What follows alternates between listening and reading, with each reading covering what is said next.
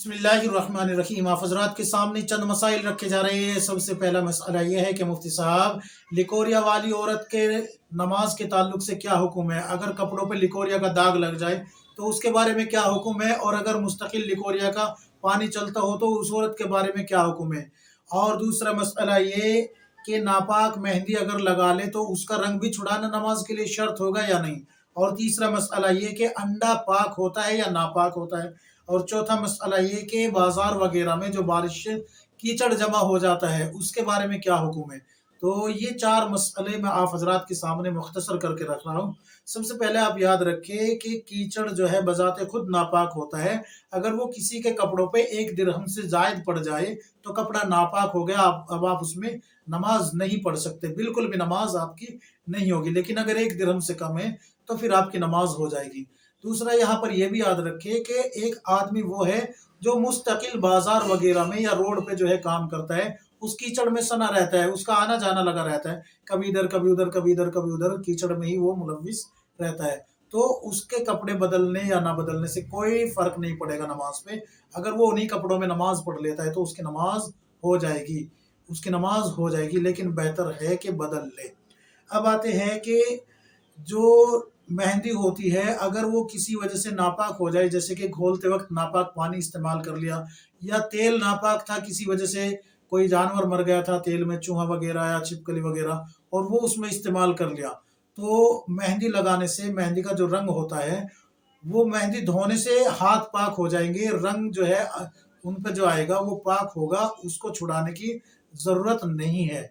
आप उसमें नमाज पढ़े, बिल्कुल आपकी नमाज हो जाएगी। अब आते हैं कि अंडे का क्या हुक्म है। अंडा, देखिए अंडा बजाते खुद पाक होता है। अगर उसको पानी में डाल के उबाला जाए और वो फट जाए तो अंडा नापाक नहीं होगा, और उसमें से जो मादा निकलेगा वो भी पाक रहेगा।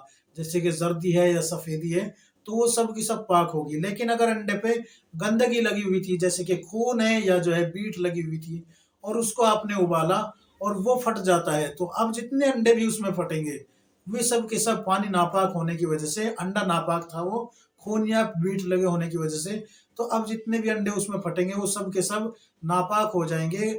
उनका जो सफ़ेदी होगी अंदर की या जर्दी होगी, सब का सब नापाक होगा, वो खाने के काबिल नहीं रहे। याद रखें, जितने अंडे फटेंगे उनकी बात कर रहा हूँ, और जो नहीं फटे उनको जो है वो पाक कहलाए जाएंगे। बेहतर ये है कि आप जब भी अंडे बनाए, उबाले बाउल करें, तो पहले उनको साफ सुथरे पानी में धो के साफ कर ले। अगर उन पर गंदगी लगी हुई है तो उनको भी साफ कर ले, तब जाके आप जो है बनाएं, फिर आपके जो है अंडे भी पाक रहेंगे वो जो आप बना रहे हैं। अब आते हैं कि लिकोरिया वाली औरत के बारे में शरीयत का क्या हुक्म है।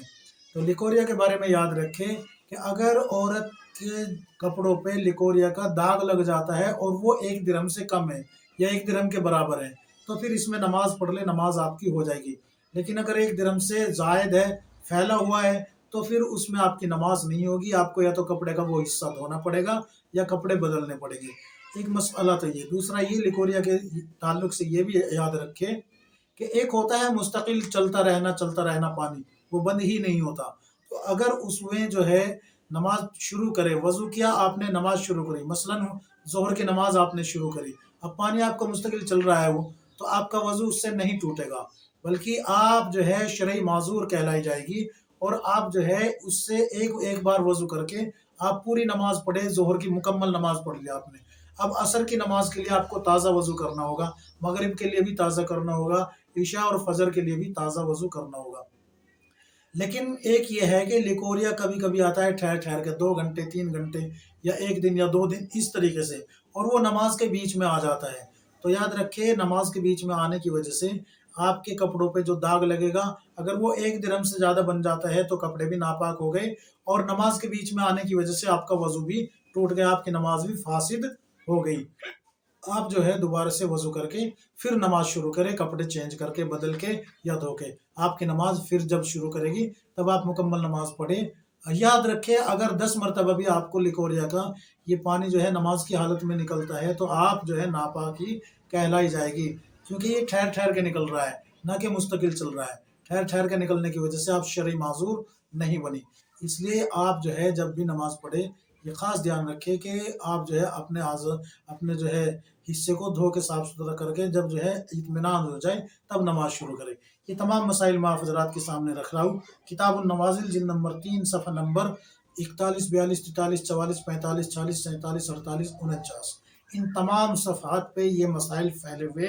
اللہ تبارک و تعالی ہم سب کو کتاب و سنت کے مطابق زندگی گزارنے کی توفیق عطا فرمائے، آمین یا رب العالمین۔